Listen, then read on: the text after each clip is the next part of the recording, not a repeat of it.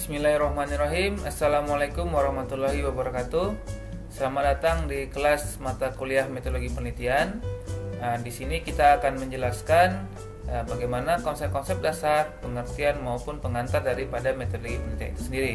Nah, rekan-rekan mahasiswa ataupun yang lain dapat mengikuti video pembelajaran ini dengan baik agar dapat menangkap hasanah-hasanah dalam materi ini.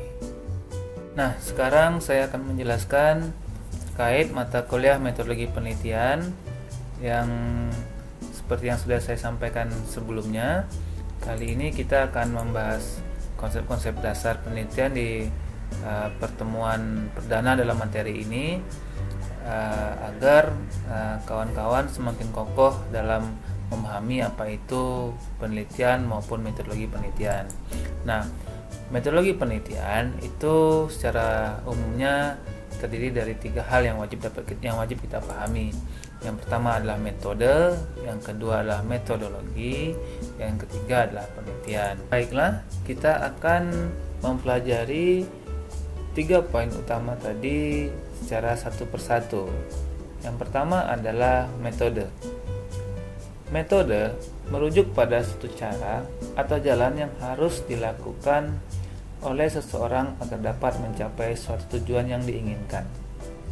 Oleh sebab itu, maka dapat kita lihat bahwa cara merupakan suatu metode atau suatu prosedur atau suatu pendekatan yang kita lakukan dalam aktivitas-aktivitas dengan tujuan atau yang sesuai yang diinginkan.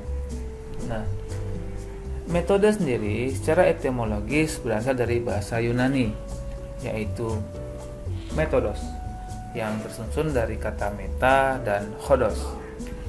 Dalam bahasa Inggris, kata-kata ini diserap menjadi kata method, yang berarti suatu bentuk prosedur tertentu untuk mencapai atau mendekati suatu tujuan, terutama dengan cara yang sistematis. Nah, kemudian kita berpikir bahwa jikalau metode adalah cara, maka ada lebih daripada satu cara dalam menjalani aktivitas. Bahkan di setiap aktivitas yang kita lakukan sebenarnya terdiri dari berbagai cara dan tidak hanya satu cara. Nah, saya akan mencontohkan dalam suatu skenario yang disebut dengan cara pendekatan, cara PDKT. Nah, kalau bahasa anak mudanya nih. Nah, contohnya tujuan teman-teman adalah ingin bersanding dengan pasangan, baik yang laki-laki ke perempuannya maupun perempuan ke pasangan laki-lakinya. Nah, ada banyak cara yang tentu yang bisa dilakukan dalam mencapai keinginan rekan-rekan. Contoh yang pertama misalnya dengan cara chatting. Cara yang diambil adalah untuk perkenalan dengan cara chatting atau komunikasi via aplikasi atau telepon-teleponan atau SMS. Nah, atau cara lain yaitu dengan cara berkirim surat. Mungkin teman-teman lebih suka melakukan pendekatan dengan menulis surat, mengirim surat via Pak Pos ataupun dengan kurir-kurir lainnya. Nah, maupun teman-teman melakukan dengan pendekatan lain atau dengan cara lain, dengan metode lain, yaitu metode yang mungkin yang lebih frontal misalnya, yaitu dengan cara dukun bertindak seperti itu. Nah, cara-cara ini walaupun kita tahu dan kita sudah yakin sekali bahwa cara yang terakhir adalah cara yang tidak boleh dilakukan karena ini menyangkut dosa besar ya, yaitu dosa syirik, yang kemudian bisa saja dengan aktivitas ini kita kemudian sudah secara akidah kita sudah rusak, kemudian kita sudah menganggap menduakan Allah Subhanahu wa taala atau yang pencipta. Nah, terbang daripada itu, dari aktivitas pendekatan saja atau PDKT dalam arti kata konteks PDKT mencari pasangan hidup saja, ada berbagai macam cara yang bisa dilakukan. Nah, jadi rekan-rekan sudah tahu ya bahwa metode itu adalah cara atau cara-cara. Nah, sementara metodologi adalah ilmu yang mempelajari cara-cara tersebut. Ilmu yang mempelajari cara-cara apa saja untuk mengupayakan sesuatu. Nah, itu disebut dengan metodologi. Secara epistemologi, metodologi berasal dari kata methods dan logos, yaitu adalah yang mempelajari variasi cara-cara dalam mengupayakan sesuatu. Jadi metodologi adalah variasi daripada cara-cara ataupun ilmu yang mempelajari cara-cara tadi. Nah, dalam formalitas ilmiah atau penelitian, tentu metodologi adalah cara mencari atau memecahkan masalah penelitian. Nah, selanjutnya yang ketiga adalah research atau penelitian. Nah, dalam definisinya saya menggunakan kata-kata research yang kita ambil dari bahasa Inggris yang memiliki dua suku kata, yaitu re yang artinya kembali dan to search yang artinya mencari. Jadi secara harfiah bisa saja kita definisikan bahwa research adalah mencari kembali atau kembali mencari. Nah, menurut Bernstein et al. 2008, research ini untuk pekerjaan-pekerjaan ilmiah atau dalam penelitian, yaitu proses mengeksplorasi yang sebelumnya tidak diketahui atau untuk mempelajari baik itu hal-hal baru atau hal-hal yang belum terpelajari sebelumnya, kemudian membangun pengetahuan baru tentang hal-hal yang belum pernah dipahami sebelumnya. Nah, kenapa kemudian dikatakan dia research atau mencari kembali? Maka di sini logika kita akan bermain bahwa sebenarnya sebelumnya apa yang ingin kita cari, apa yang tidak kita ketahui atau yang ingin kita ketahui itu pada dasarnya sudah ada basically-nya, sudah ada dasarnya. Namun mungkin ada poin-poin tertentu, item-item tertentu atau ranah-ranah tertentu yang belum diketahui. Jadi berdasarkan alasan-alasan itulah maka penelitian itu kemudian dilakukan. Nah, gimana teman-teman, rekan-rekan semuanya sudah mulai ya memahami apa itu metodologi, apa itu metode, dan apa itu research atau penelitian. Baik, selanjutnya kita akan mencari tahu apakah sebenarnya rekan-rekan ini sebelumnya sudah menjadi peneliti gitu. Nah, jadi kalau menurut saya rekan-rekan sebenarnya sebelumnya sudah jadi peneliti, tapi kok bisa? Yuk, sekarang kita coba lihat apakah sebenarnya hakikat daripada peneliti itu sendiri. Oke. Aku adalah peneliti. Nah, penelitian, ini adalah hasil kontribusi dari sebuah rasa penasaran. Nah, jikalau teman-teman memiliki rasa penasaran, kemudian rasa penasaran itu membuahkan suatu perilaku untuk mencari kebenaran atau pengetahuan atau informasi, maka teman-teman secara tidak langsung sudah melakukan penelitian atau teman-teman sudah dianggap peneliti. Nah, peneliti kadang selalu berasal dari kebingungan, dari keingintahuan dan dari permasalahan. Maka saat manusia merasa bingung, merasa tidak tahu atau merasa memiliki permasalahan, maka secara natural maka manusia akan mencari tahu. Nah, dan untuk menjawab rasa-rasa penasarannya itu. Nah, dan rasa penasaran ini selalu hadir dalam kehidupan sehari-hari. Maka itu juga teman-teman di awal dikatakan teman-teman ini jangan-jangan sudah menjadi peneliti. Kenapa? Karena peneliti itu sebenarnya tanpa disadari adalah aktivitas untuk mencari sesuatu atau menjawab sesuatu dari pertanyaan-pertanyaan, baik pertanyaan diri sendiri maupun pertanyaan-pertanyaan tentang kehidupan. Nah, penelitian bukanlah sesuatu aktivitas yang hanya berlaku dalam laboratorium yang berkutat dengan rumus-rumus matematika dan lain sebagainya. Nah, Pertanyaannya adalah, pernahkah kita melakukan upaya pencarian kebenaran atas suatu gosip atau suatu informasi atau suatu kabar yang kita dengar gitu, yang kebenarannya kita anggap belum bisa dipastikan atau kebenarannya belum fakta seperti itu. Nah, jika teman-teman pernah, maka pertanyaannya mungkin contohnya seperti ini. Pernah nggak teman-teman kemudian rasa penasaran tadi, kemudian ada gosip, terus sampai melakukan seperti stalking gitu, atau ngepoin sosial media dari orang-orang atau sesuatu atau seseorang yang kawan-kawan penasaran kan, atau yang diingin tahu kan? Nah, jika pernah, maka fix Anda telah menjadi seorang peneliti. Karena pada konsepnya peneliti itu secara definisi adalah aktivitas mencari tahu gitu.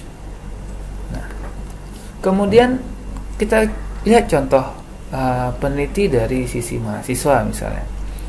Nah, mahasiswa melakukan penyelidikan terus-menerus apa yang menyebabkan kuliah sistem daring menjadi hal yang sulit, dan menemukan bahwa yang menjadi penyebabnya ternyata setelah diteliti, dikaji, kemudian di literasi, ternyata kurangnya disiplin dalam manajemen waktu ataupun mengingat daripada agenda-agenda, dan juga kuota internet.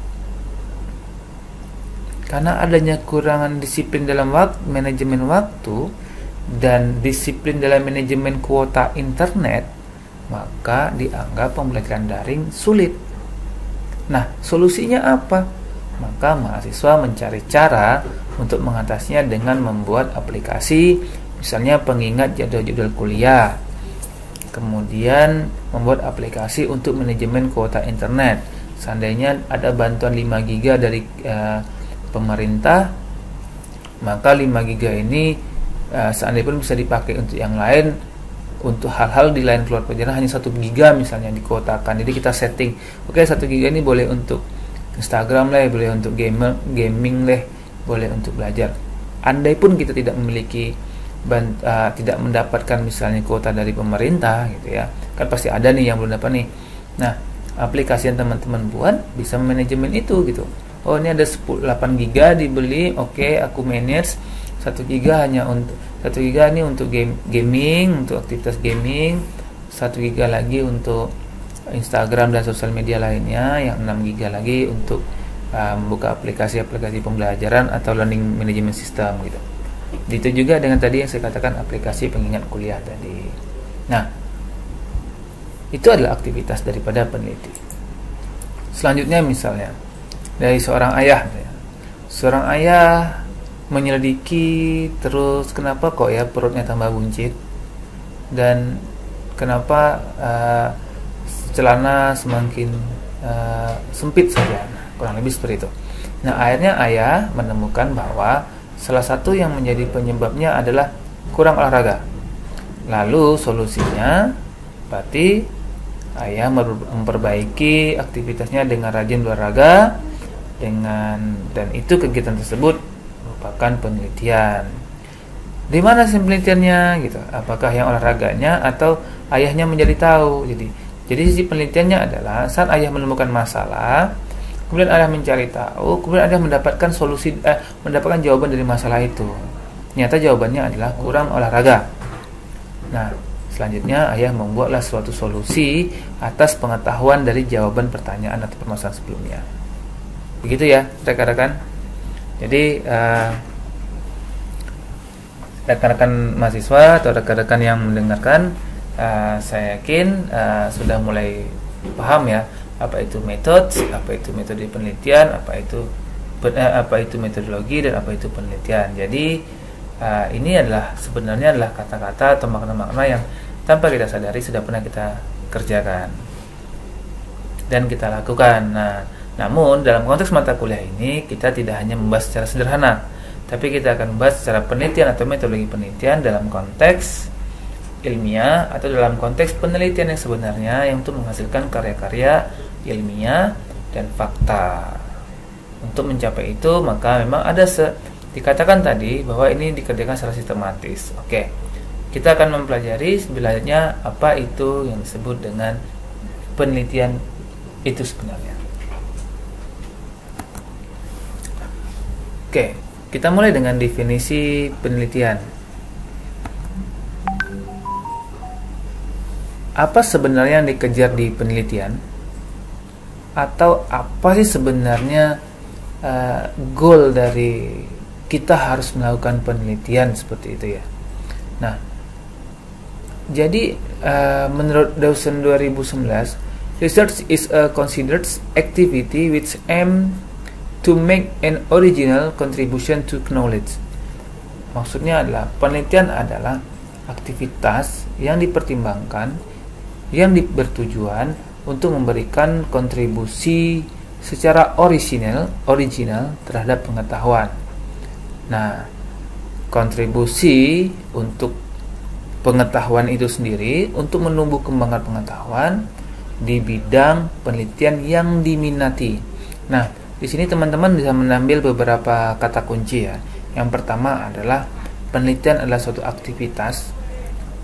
Kemudian untuk melakukan kontribusi, penelitian dilakukan untuk mendapatkan atau melakukan kontribusi terhadap pengetahuan yang orisinil.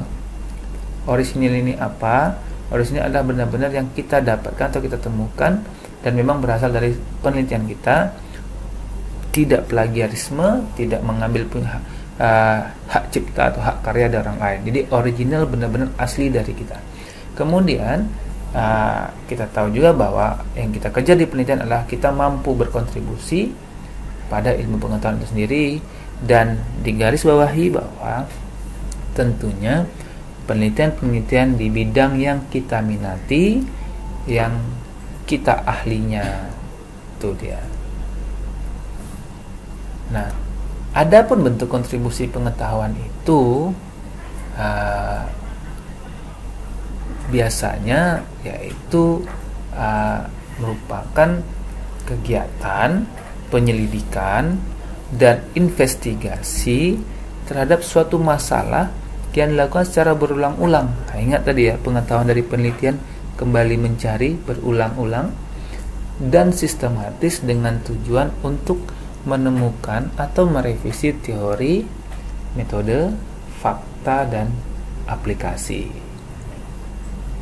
Nah, ini adalah bentuk dari kontribusi kita seorang peneliti ke ranah pengetahuan.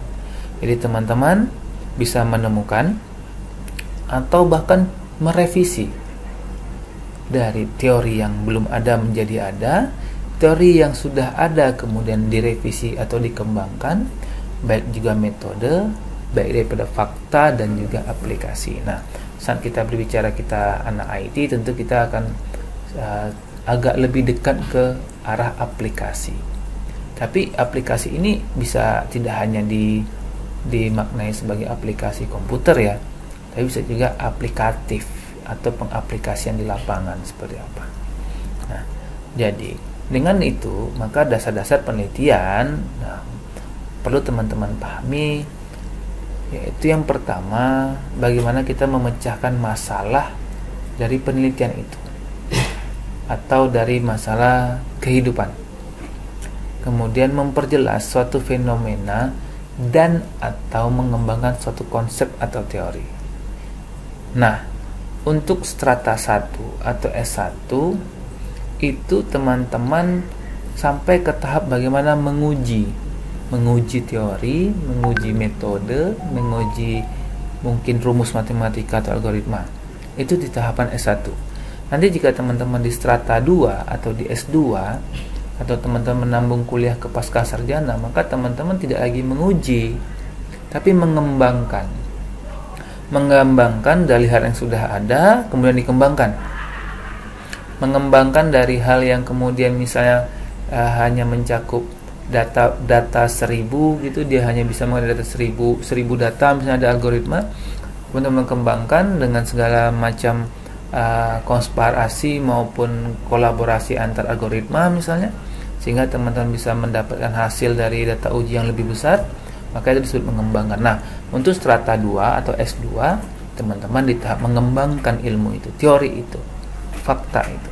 Nah, untuk di strata 3 atau program studi doktoral, teman-teman tidak lagi mengembangkan, tapi teman-teman wajib harus menemukan, atau biasanya disebut dengan novelty. Teman-teman harus memiliki novelty, atau teman-teman harus memiliki suatu hal yang baru yang sebelumnya belum dikemukakan atau belum ditemukan oleh para peneliti lainnya. Nah, jadi kalau saya ingin menjelaskan ini tentu panjang, namun di sini teman-teman sementara cukup dulu mengetahui bahwa kawan-kawan dari S1, teman-teman S1 itu sampai ke tahap menguji ataupun menerapkan. Yang kedua, S2 mengembangkan, S3 menemukan baik teori dan juga metode, dan ini menjadi suatu kontribusi ke pengetahuan. Nah, perlu diketahui bahwa teman-teman S1 itu sampai tahap menguji baik teori maupun metode, dan rekan-rekan S2 atau pasca sarjana adalah mengembangkan teori dan metode tersebut, dan sementara di program doktoral atau strata 3 adalah menemukan novelty maupun menemukan hal-hal baru terkait teori dan metode yang kemudian kesemuanya mampu melakukan kontribusi ke pengetahuan. Nah, pendekatan untuk kawan-kawan kita yang dari IT atau teknik informatika ini perlu saya jelaskan dan perlu teman-teman ingat bahwa pembuatan software atau pengembangan software atau sistem atau aplikasi itu bukanlah tujuan utama dari penelitian. Itu hanyalah suatu bentuk studi kasus atau test base untuk mengukur hasil daripada penelitian. Nah, jadi membuat aplikasi atau software, mengembangkan website atau sistem informasi itu bukanlah tujuan utama dari penelitian. Tapi jikalau teman-teman nanti kerja praktek, itu adalah tujuan dari kerja praktek. Nah, ini berbeda ya, jadi berbeda level tingkatannya. Tapi jika bicara penelitian atau skripsi, itu bukan tujuan utamanya. Tapi software yang kita bikin hanya sebatas studi kasus atau tempat test base atau pengujian untuk mengukur hasil daripada penelitian kita tadi. Nah, itu ya. Sementara untuk kontribusi ke masyarakat memang tidak bisa kita ukur secara langsung. Karena itulah maka kontribusi ke masyarakat tidak kita tulis dalam subbab tujuan, tapi kita tulis dalam subbab manfaat penelitian. Nah, diharapkan nih teman-teman di sini diingat ya arti kata, dipahami ini apa itu kontribusi ke masyarakat dan apa itu tujuan utama penelitian khususnya bagi tingkatan sarjana. Nah, kemudian timbul pertanyaan,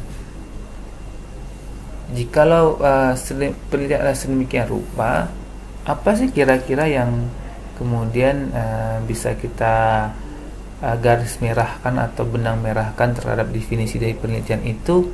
Oke, jadi definisi dari penelitian itu secara garis besarnya adalah, atau benang merah yang dapat kita tarik adalah aktivitas investigasi yang kembali dilakukan dalam rangka menemukan kebenaran, makna, sesuatu ataupun pengetahuan yang bersifat ilmiah dan sementara secara sistematis dan logis. Kenapa dia ilmiah? Karena ini harus berbicara dengan fakta dan juga bisa diterima oleh logis atau logika. Dan kenapa dia sistematis? Karena memang dalam melakukan penelitian harus ada tahapan-tahapan yang mesti dilakukan. Kemudian juga kenapa bersifat sementara? Nah, karena tidak ada hasil daripada pencarian manusia bersifat fakta yang hak. Karena yakinlah kemampuan manusia hanya bisa mencari sesuatu yang memang dibukakan oleh Allah pengetahuan itu gitu. Jadi Allah lah yang memberikan pengetahuan itu kepada manusia agar diketahui agar diketahui oleh manusia. Nah, gitu ya rekan-rekan ya. Jadi penelitian yaitu aktivitas investigasi. Jadi dia berbicara masalah aktivitas. Berbicara aktivitas ilmiah, maka tentunya ada aktivitas kebalikannya, aktivitas non ilmiah. Apa itu aktivitas non ilmiah dan apa itu aktivitas dari pendekatan ilmiah? Nah, yuk kita coba lihat atau kita bahas satu persatu. Yang pertama kita bahas dengan non ilmiah. Nah, ada beberapa pendekatan penelitian untuk memperoleh pengetahuan secara non ilmiah. Apa itu non ilmiah? Kalau non ilmiah kan tentunya tidak ilmiah ya. Nah, yaitu biasanya metode atau pendekatan non ilmiah ini banyak dipakai untuk memperoleh pengetahuan atau kebenaran melalui proses akal sehat.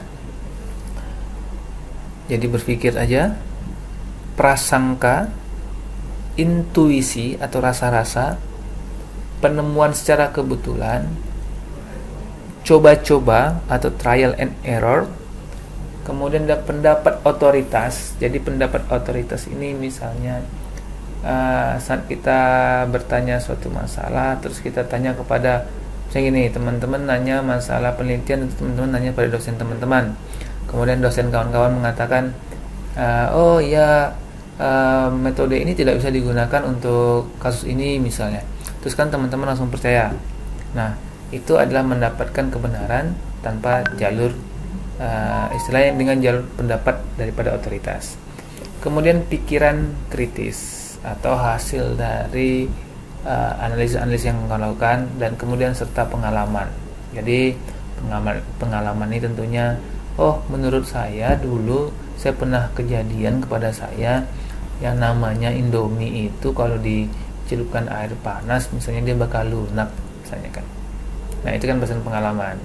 Tapi kenapa dia bisa lunak? Apa bahan-bahan di dalam Indomie itu atau dalam mie itu sehingga kena air panas bisa lunak? Itu kan tidak dijelaskan, tidak disampaikan. Nah, itu non ilmiah ya. Sementara pendekatan ilmiah itu adalah secara sederhana ya, dapat dikatakan bahwa pendekatan ilmiah adalah usaha untuk mencari ilmu pengetahuan dengan menggunakan cara berpikir ilmiah. Tentunya cara berpikir ilmiah ini didukung dengan langkah-langkah tertentu yang bersifat sistematis.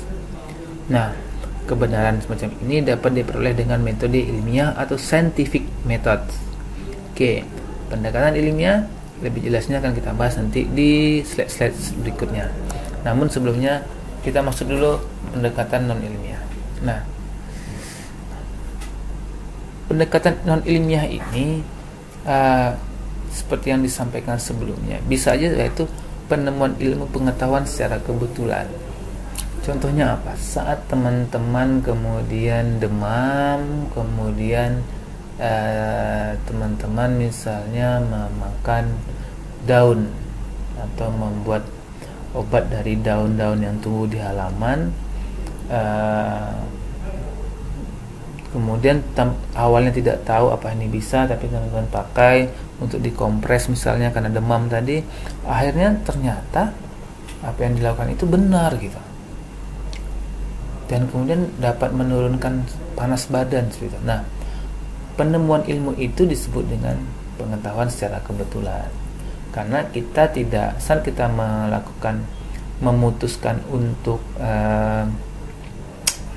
menggunakan daun tadi, kita tidak memiliki dasar dari pengetahuan sebenarnya, tapi kita hanya merasa-rasa kemudian mencoba, ini jangan-jangan daunnya bisa nih, seperti itu. Akhirnya digunakan, ternyata memang benar bisa untuk menyembuhkan.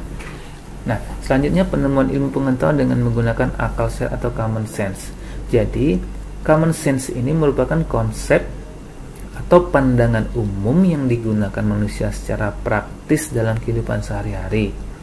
Jadi, pada suatu sisi akal sehat ini memang merupakan suatu kebenaran yang baik, atau yang lain akal sehat dapat, namun sisi lain akal sehat juga dapat menyesatkan manusia dalam mengambil suatu keputusan. Nah, loh kok bisa akal sehat bisa menyesatkan itu? Contohnya seperti ini.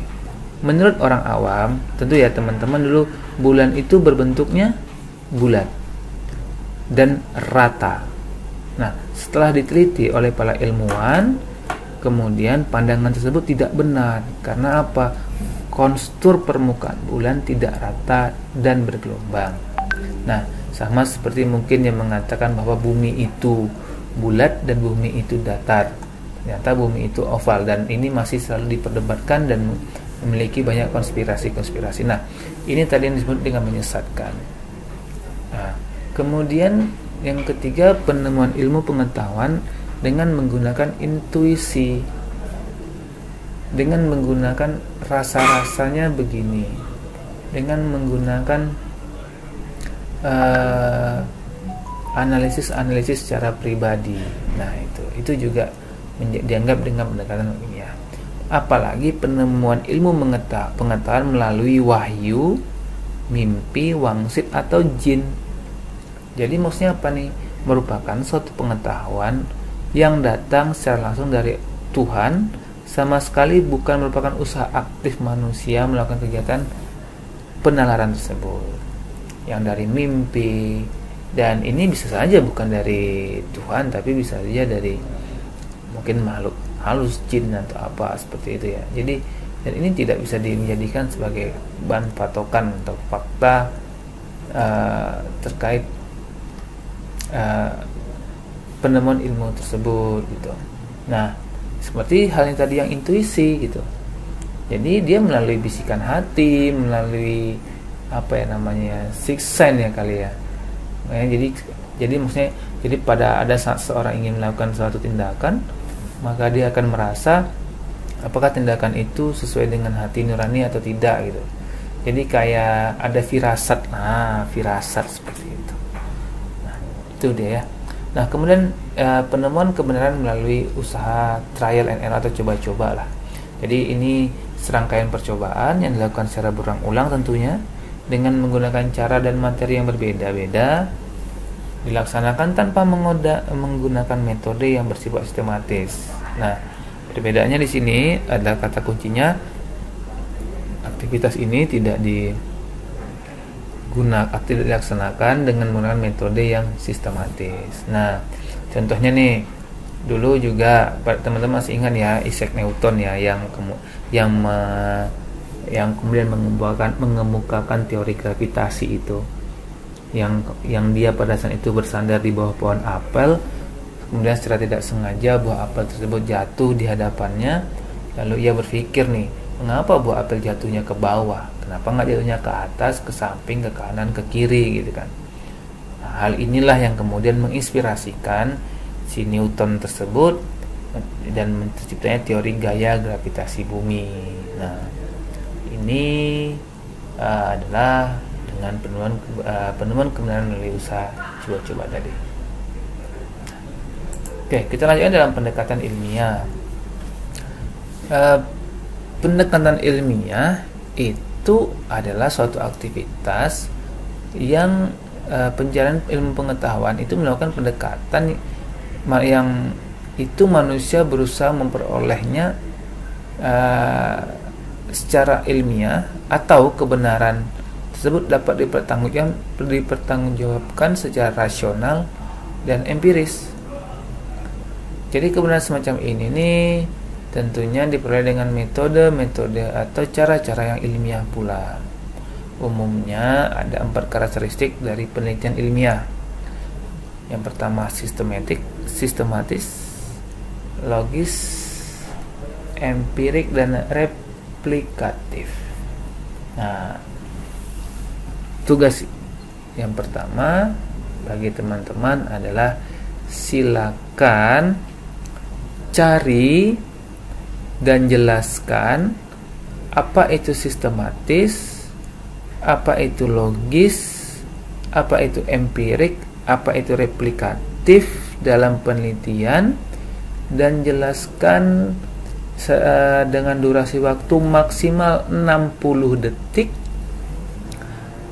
kemudian dengan video 60 detik, dan kemudian nanti akan dikumpulkan di link atau tempat pengumpulan yang akan saya siapkan.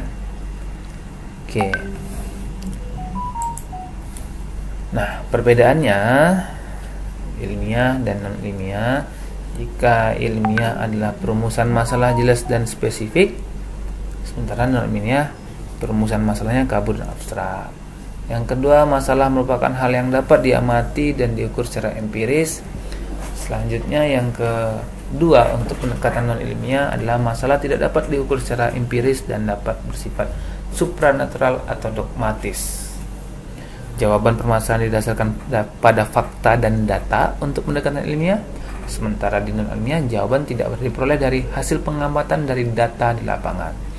Tadi yang kata bisa diintuisi dari wahyu tadi.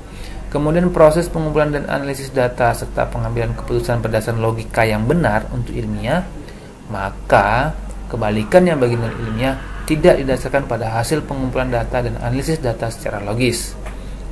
Yang kelima, perbedaan daripada ilmiah dan non ilmiah. Untuk yang ilmiah, kesimpulan yang didapat siap atau terbuka untuk diuji oleh orang lain. Jadi maksudnya adalah setiap hasil atau kesimpulan atau hasil penelitian yang kita temukan itu siap diuji.